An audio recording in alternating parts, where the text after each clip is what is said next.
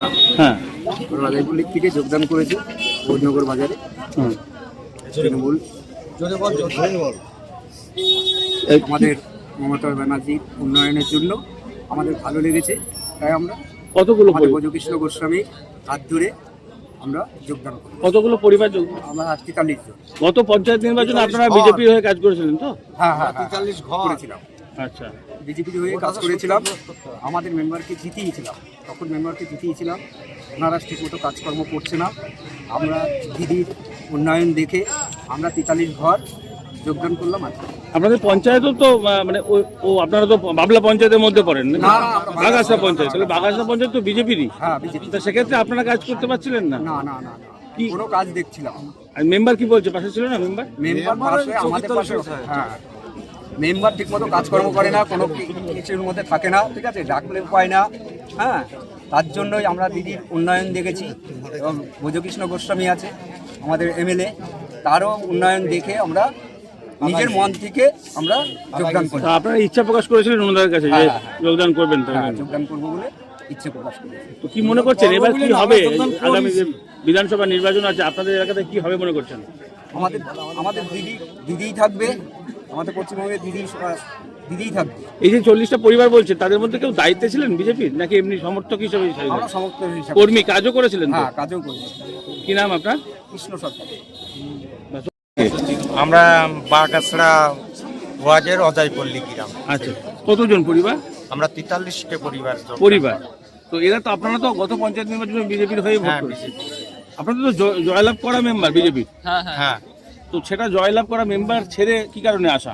আমরা এই দল খুবই উন্নতির দিকে এগোচ্ছে এবং দিদির সব দিকে চারিদিকেই উন্নত। যে উন্নতি দেখেই আমরা এই দলকে বেছে নিচ্ছি। তো বাগাসা পঞ্চায়েত তো প্রধান, উপপ্রধান, টোটাল বোর্ড সবই তো আপনাদের বিজেপিরই ছিল। হ্যাঁ, বিজেপির আছে, এখনো আছে। তাও কি কাজ হচ্ছে না, কোনো কাজের কোনো হচ্ছে না। তো এই যোগদানের ইচ্ছা কাউকে বলেছিলেন? হ্যাঁ, আমরা বলেছি, আমরা এমএলএ সাহেবকে বলেছি যে আমরা দিদির উন্নয়ন দেখে আমরা আপনাদের দলে এসেছি। উনি আমাদের প্রতিশ্রুতি দেয়। তো কি মনে করছেন এই যে সামনে বিধানসভা ভোট আসছে, তখন কি হবে? এই জায়গা আমরাই জিতবো। আপনারাই গতবার ভোটটা করিয়েছিলেন? আমরাই ভোটটা করিয়েছি। কি নাম আপনার? আমার নাম মিলন মণ্ডল। আজকে আপনার জন্মদিন, সেক্ষেত্রে কি দলকে নতুন উপহার দেওয়া?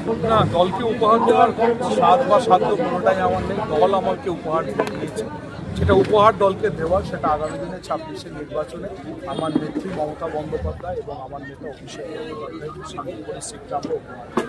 ভারতীয় জনতা পার্টির চিন্তা ভাবনার ফলশ্রুতি হচ্ছে এই যোগদান। তারা এসআইআর করতে চেয়েছে, সাধারণ হিন্দু মানুষ, সাধারণ বৈধ ভোটারদের তারা ক্ষতি করবে না, সেই চিন্তা ভাবনাতেই তারা আজকে আমাদের দলে সর্বভারতীয় তৃণমূল কংগ্রেসে যোগদান। এটা কি প্রোগ্রাম ছিল আপনাদের এখানে? আজকে এসআইআর এর সম্বন্ধে আমাদের পথসভা ছিল। কোন এলাকা থেকে যোগদান করলেন, কতজন? এটা অজয়পল্লী থেকে প্রায় 30টি পরিবার। তো কি কারণে ওনাদের মানে আগে যোগাযোগ করেছিলেন আপনাদের সঙ্গে? নিশ্চিতভাবে ওনারা যোগাযোগ। কারণ হিসেবে কিছু বলেছিলেন? হ্যাঁ, কারণ হিসেবে কিছু বলেছিলেন? ভারতীয় জনতা পার্টির ওপরে তাদের বীতশ্রদ্ধতা, সেই কারণেই তারা চেয়েছেন তৃণমূল কংগ্রেসের পাশে থেকে তাদের এলাকার উন্নয়ন, এই বিষয়গুলি যাতে তারা লাভ করতে পারে। সেই জন্য শোনা গেল যে ওই এলাকাতে দুবার পঞ্চায়েত বিজেপি মেম্বার জয়ী হয়ে রয়েছেন, এবারেও তাই। তো সেক্ষেত্রে কিভাবে দেখছেন? নিশ্চিতভাবে দেখুন, নির্বাচনে কে জিতবে কে জিতবে না সেটা তো মানুষ ঠিক করবে। আপনি আপনার কথার উত্তরে আমি এটা বলবো, 16 সালে আমরা পরাজিত হয়েছি, আমরা 19-এ পরাজিত হয়েছি, আমরা 21-এ পরাজিত হয়েছি, আমরা 24-এ পরাজিত হয়েছি। পশ্চিমবঙ্গে তো পরাজিত হয়নি। শান্তিপুরের মানুষ সেই সময় ভেবেছিল যে আমরা তাদের কাছে পৌঁছতে পারিনি, হয়তো আমরা সেভাবে তাদেরকে বোঝাতে পারিনি, কিন্তু এই উপনির্বাচনে আমি জিতে এসেছি। আগামী দিনে নিশ্চিতভাবে এই সিটটা আমরা জিততে পারবো। ব্লক সভাপতি নতুন বা অন্যান্য নতুন কমিটি হয়েছে, সেক্ষেত্রে কি তাদেরও এটা অ্যাডভান্টেজ মনে করছেন? তারাও কি যোগাযোগ? নিশ্চিত। ব্লক সভাপতি, মহিলা সভানেত্রী, আমাদের ব্লকের সহসভাপতি, পঞ্চায়েত সমিতি, বিরোধী দল নেতা সুব্রত, সবাইকে নিয়ে আমরা একটা টিম হিসাবে শান্তিপুর ব্লকে কাজ করছি।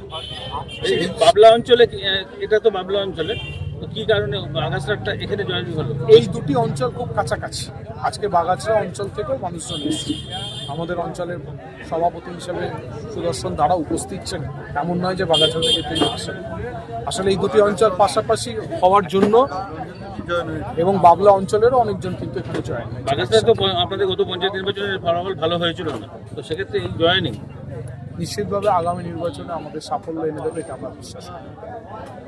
দাদা ইতিমধ্যে আজকে প্রাইমারি যে রেজাল্ট অর্থাৎ প্রাইমারির একটা ঘোষণা হয়েছে, অর্থাৎ আদালত যিনি আগের